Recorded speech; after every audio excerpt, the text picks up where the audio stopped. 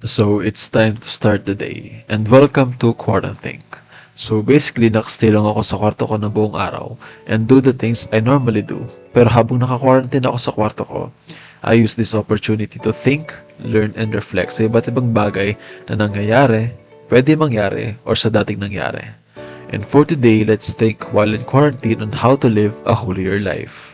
So before we start, I would just like to say personally that to live a holy life is to do good and to be good. So ganun lang kasimple para sa akin. No need for complexity and other stuff. So as long as you do good, then good things will also come. So pwede itong to do good to another person or to do good sa ating environment or surroundings. So let's think of ways on how to live a holy life. So let's think of examples or actions na pwedeng makakatulong sa ibang tao or sa ating environment. Speaking of environment, to do good in our environment reminds me of Pope Francis' encyclical, which is called the Laudato Si, whose subtitle is Care for Our Common Home. So in this encyclical, it focuses on caring for the natural environment and all people, as well as bigger concerns of God, mankind, and the earth. And in the encyclical, the opening word of Laudato Si, which means praise be to you, is a reminder that believers should not only respect the earth, but also praise and glorify God by their interactions with it.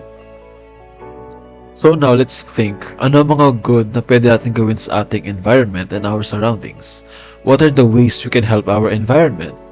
We're done with knowing the importance of taking care of our environment thanks to the encyclical Laudato Si, Care for Our Common Home. But now, let's look for ways on how to care for our common home. Personally, the good things that I can do for our environment is by reducing, reusing, recycling, and preserving resources. We can also limit our use of non-renewable resources, promoting sustainable means of production, and stopping needless and excessive consumption of resources. But that's just me. I'm sure we all have our own different ways on how we can care for our environment. And I'm very interested in knowing what are your ideas for doing good to our environment. Now that we know the importance of taking good care of our common home, let's now think and talk about doing good to other people. In my perspective, being good to other people is not as easy as saying that I would always be good.